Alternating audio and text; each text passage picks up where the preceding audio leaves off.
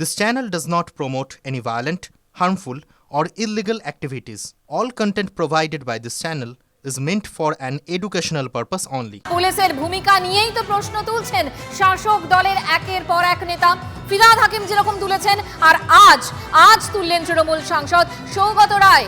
পুলিশের ভূমিকা নিয়ে প্রশ্ন তুললেন তিনি, এবং তিনি বললেন যে কসবায় যে শুট আউট হয়েছে সেই নিয়ে, পুলিশের ভূমিকা নিয়ে তিনি প্রশ্ন তুলেন। TV9 বাংলায় এক্সক্লুসিভ সাক্ষাৎকার, শুনুন কি বলছেন সৌগত রায়।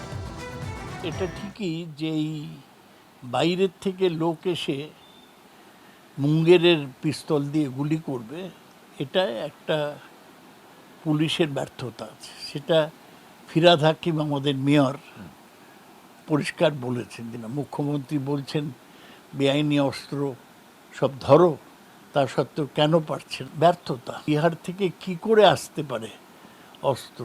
এত লোকজন সব নিয়ে খুব খারাপ, দুঃখের, চিন্তার।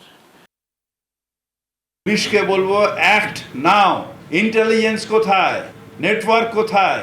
পুলিশকে খুঁজে বার করতে হবে উদ্দেশ্য কি, কারা করেছে। প্রত্যেকটা অ্যারেস্ট আমি দেখছি যে বাইরের স্টেটের ক্রিমিনাল এখানে অ্যারেস্ট হচ্ছে। এত বাইরের ক্রিমিনাল আসছে কি করে? Where is the network? বারবার মুখ্যমন্ত্রী বলছেন বাইরের থেকে আর্মস আসছে, সে আর্মসটা না আসাতে তোমার ব্যবস্থা করতে হবে। তোমাকে তো আমি গিয়ে জিজ্ঞেস করবো না যে জল জমাটা কি করে বন্ধ করলাম, তা তুমিও করো। রাজ্যের পুলিশ মন্ত্রী খোদ মুখ্যমন্ত্রী মমতা বন্দ্যোপাধ্যায় কয়েকদিন আগেই পুলিশকে কিন্তু তিনিও বলেছেন ভালো কাজ করেছে, অথচ তারই যারা শাসক নেতা, তার দলের শাসক নেতা বা যারা মন্ত্রী, তারা কিন্তু পুলিশের ভূমিকা নিয়ে প্রশ্ন তুলছেন। যখন প্রশ্ন তুলছেন শাসক নেতারা, তখন বিরোধীরা তারা কি চুপ করে বসে থাকতে পারে? অধীর রঞ্জন চৌধুরীর বক্তব্য রইল।